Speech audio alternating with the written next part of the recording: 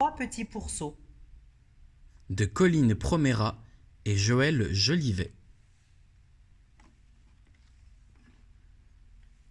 Dans une étable vivaient 3 petits pourceaux.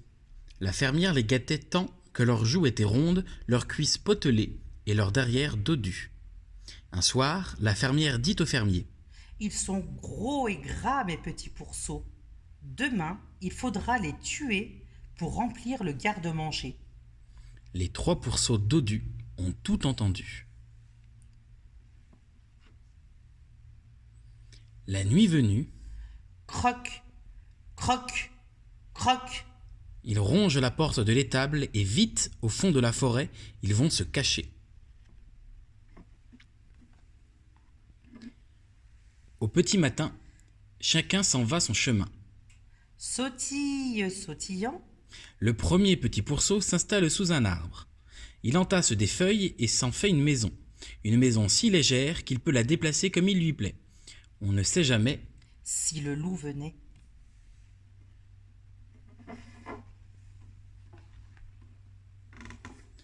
Trottine, trottinant, Le deuxième petit pourceau arrive dans la clairière. Il ramasse du bois et s'en fait une maison. Une maison avec un toit. On ne sait jamais. si le loup passait par là. Chemine, cheminant, Le troisième petit pourceau s'arrête à l'orée de la forêt. Il rassemble des pierres et s'en fait une maison. Une maison qui ferme à clé. On ne sait jamais. si le loup était tenté.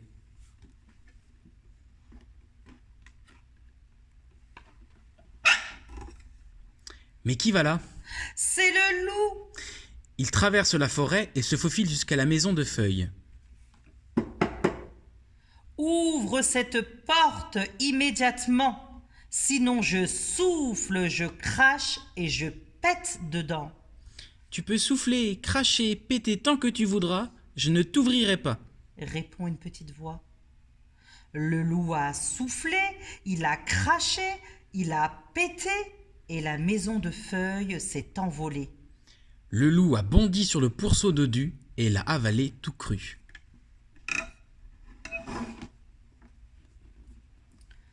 Mais le loup a encore faim. Il arrive à la maison de bois. Ouvre cette porte immédiatement, sinon je souffle, je crache et je pète dedans. Tu peux souffler, cracher, péter tant que tu voudras, je ne t'ouvrirai pas. Répond une petite voix. Le loup a soufflé, il a craché, il a pété, la maison de bois ne s'est pas envolée.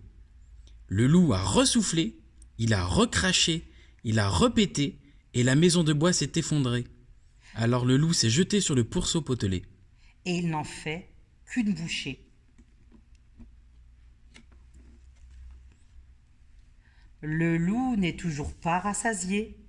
Il court jusqu'à la maison de pierre et... Ouvre cette porte immédiatement, sinon je souffle, je crache et je pète dedans. Tu peux souffler, cracher, péter tant que tu voudras, je ne t'ouvrirai pas.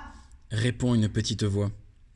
Le loup a soufflé, il a craché, il a pété, la maison de pierre ne s'est pas envolée. Le loup a ressoufflé, il a alors recraché, il a repété, mais la maison de pierre ne s'est toujours pas effondrée. Si c'est comme ça, je grimpe sur le toit. Rugit le loup. Et par la cheminée, je vais t'attraper. Vite, le petit pourceau attrape sa marmite, la remplit d'eau salée, l'accroche dans la cheminée. Une pincée de thym, une feuille de laurier. Sur le feu, l'eau bouillonne. Dans la cheminée, le loup grogne, son ventre est coincé. Attends, loup, je vais t'aider.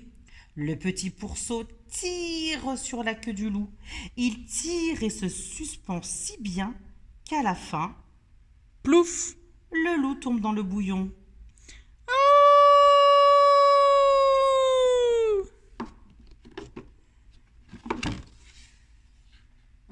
Le petit pourceau a laissé cuire le loup jusqu'au matin. Puis, il l'a mangé. Bien fait. Voilà, l'histoire est terminée. Bonne journée à tous.